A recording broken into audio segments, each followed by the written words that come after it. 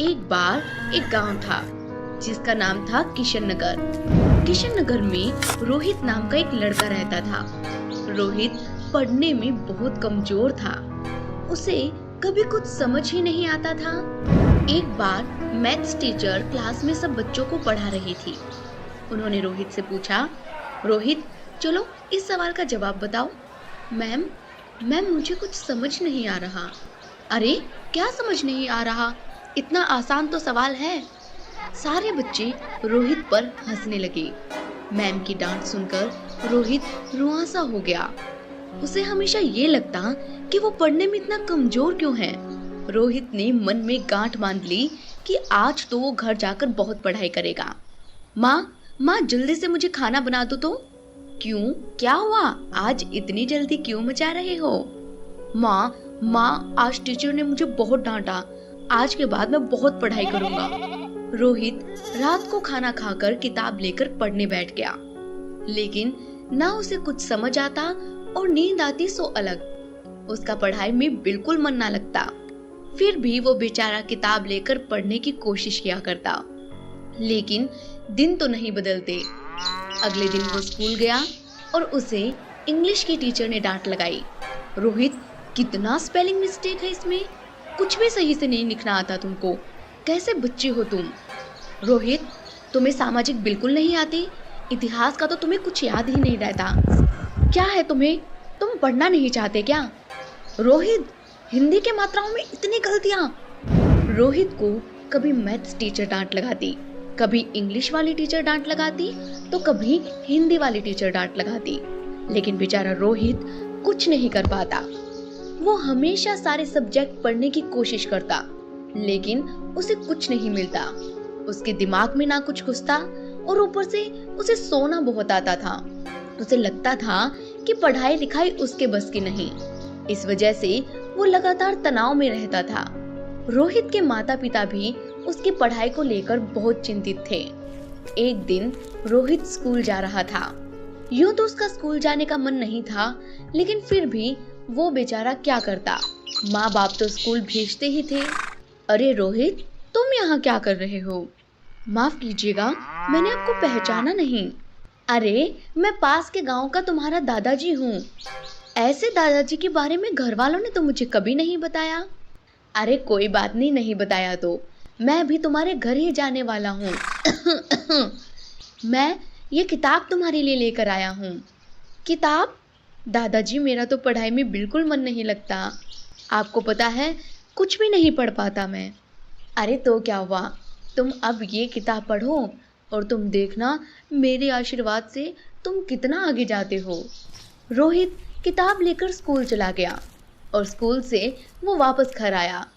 रात को उसने पढ़ने की फिर नाकाम कोशिश की, लेकिन अब वो क्या करे, उससे तो पढ़ा ही नहीं जा रहा था। उसे लगातार नींद आ रही थी और अगले दिन एग्जाम था। रोहित ने सोचा इस किताब में जरूर कुछ नया होगा, बाहर से इसका कवर तो बहुत सुंदर दिख रहा है। चलो एक काम करता हूँ, इसे ही थोड़ी देर पढ़ लेता हूँ, जब नींद उड़ जाएगी तो दूसरी किताब पढ़ लूंगा। रोहित दूसरी किताब पढ़ने के लिए बैठ गया। उसने दादाजी की दी हुई किताब पढ़ी। जैसे ही वो किताब को पढ़ने के लिए पन्ने पलट रहा था, उसने देखा कि उसमें सुंदर सुंदर खूबसूरत चित्र हैं। एक चित्र पर उसने हाथ फेरा तो उसके सामने एक परी आकर खड़ी हो गई। परी बहुत सफेद थी, उसके सुंदर सुंदर बड़े बड़े पंख थे और प्यारी सी मुस्कान थी। परी ने रोहित से कहा, रोहित तुम इतने परेशान क्यों रहते हो? आप कौन हैं और आपको मेरी परेशानी के बारे में क्या पता? मैं सब जानती हूँ, मुझे पता है कि तुम पढ़ने की बहुत कोशिश करते हो, लेकिन तुमसे पढ़ाई नहीं होती। हाँ परी जी, ये दिक्कत तो है, मैं क्या करूँ? तुम चाहते हो कि मैं तुम्हारी मदद करूँ? हाँ जरूर जरूर, मैं पढ़ना चाहता हूँ। अच्छा तो अब मैं ये ही करूँगी, मैं तुम्हारी मदद करूँगी, बस तुम्हें मेरा साथ देना होगा। साथ? वो कैसे? मैं आपको अभी बताती हूँ। परी तुरंत बहुत सारी किताबें लेकर आती है और वो रोहित को दे देती है। वो रोहित से कहती है, रोहित अब मैं तुम्हें जो कहूंगी वो तुम्हें करना पड़ेगा। बस तुम मेरे आदेशों का पालन करते जाओ और फिर देखना तुम कैसे अपनी परीक्षा में अव्वल आते हो। जी परी जी, मैं ऐसा ही करूंगा। इतने में ही दरवाजे पर रोहित की मम्मी आ जाती है। परी वापस किताब में चली जाती है। रोहित की मम्मी उसे दूध देती है। बेटा ये दूध पी लो, कल सुबह जल्दी उठकर पढ़ लेना। हाँ माँ ठीक है। इतना कहकर रोहित दूध पी लेता है और रात को लाइट बंद करके सो जाता है। परी रोहित को सुबह 4 बजे उठा देती है। रोहित उठो, सुबह के 4 बज गए हैं। परी जी सुबह के 4 बजे कौन उठता है? रोहित क्या तुम्हें पता है कि सुबह के 4 बजे का समय ब्रह्म मुहूर्त का समय होता है। इस समय अगर तुम पढ़ोगे तो तुम्हें डबल स्पीड से चीजें याद होगी। और पता है तुम 8 घंटे में जो चीजें करते हो वो सिर्फ 2 घंटे में कर पाओगे। रोहित ये बात सुनकर बोला, सच में? हाँ हाँ मैं तुम्हें यकीन दिलाती हूँ। परी की बात सुनकर रोहित सुबह उठकर पढ़ने बैठ गया। अब वो कम से कम 4 घंटे तक पढ़ के 8 बजे स्कूल के लिए तैयार हो गया। वो स्कूल के लिए चला गया। उसने जो कुछ भी पढ़ा था उसे पूरी तरह याद था और उसने टेस्ट दे दिया। अब रोहित घर पर आ गया। घर पर आकर उसने खाना खाया और अपने कमरे में गया। रोहित को परी ने वापस देख लिया। परी ने कहा, रोहित अब तुम आ गए हो और थोड़ी देर खेल कर आए हो ना, तो अब तुम हिंदी विषय की पढ़ाई करोगे। जी परी जी। रोहित को परी हिंदी पढ़ाना शुरू कर देती है। 1 घंटे तक परी रोहित को पढ़ाती है और फिर कहती है, रोहित अब जाओ, तुम आधा घंटा के लिए खेल कर आओ। पर परी जी अब तो हमें पढ़ाई कर रहे हैं ना। अरे हाँ ना, लेकिन इससे तुम्हारे दिमाग को शांति मिलेगी और तुम और भी अच्छे से पढ़ सकोगे। रोहित बाहर खेलने के लिए चला गया और आधा घंटा में फिर से खेल कर आ गया। अब परी ने उसे दूसरा सब्जेक्ट पढ़ाना शुरू किया।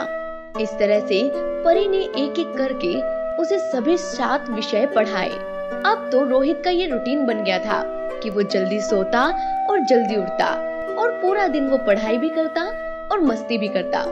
रोहित में ये बदलाव देखकर उसके माता पिता बहुत हैरान थे। अरे भगवान, लगता है भगवान ने हमारी सुन ली। हाँ, रोहित में जो परिवर्तन आए हैं मैं तो सोच भी नहीं सकती थी।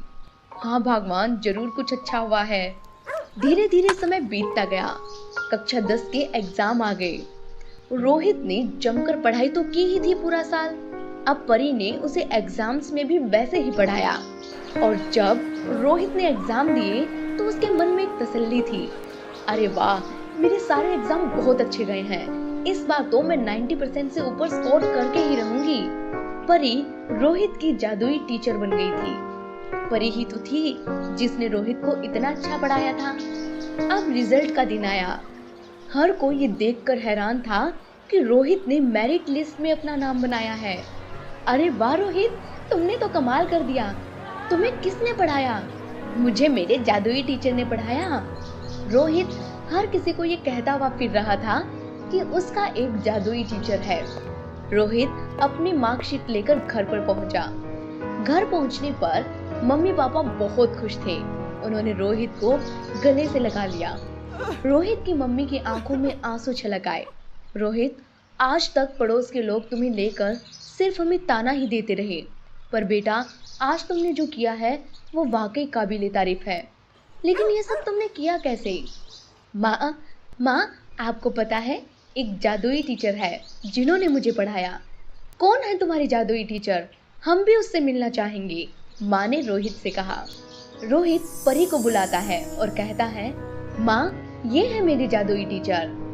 सभी लोग परी का धन्यवाद कहते हैं। तो परी कहती है, मैं कोई जादुई टीचर नहीं हूँ, मैं तो बस रोहित को पढ़ाती गई। सारा काम रोहित ने खुद किया है। ये रोहित की खुद की मेहनत है। मैं ये कहना चाहूंगी रोहित को कि वो अपनी पढ़ाई को जारी रखे। अपनी मेहनत से वो सब कुछ कर सकता है। रोहित के माता पिता और रोहित अपने उस जादुई टीचर को धन्यवाद देते हैं। परी रोहित को हमेशा मेहनत करने की सीख देकर वहां से चली जाती है। तो बच्चों, इस कहानी से आपको ये सीख मिलती है कि हमेशा चमत्कार तभी होते हैं जब व्यक्ति मेहनत करता है। इसलिए हमेशा मेहनत करें और अच्छे से पढ़ाई करें, आपको अच्छे अंक जरूर मिलेंगे। और हाँ, अगर हमारी कहानी पसंद आई हो तो हमारे चैनल को सब्सक्राइब कर लें।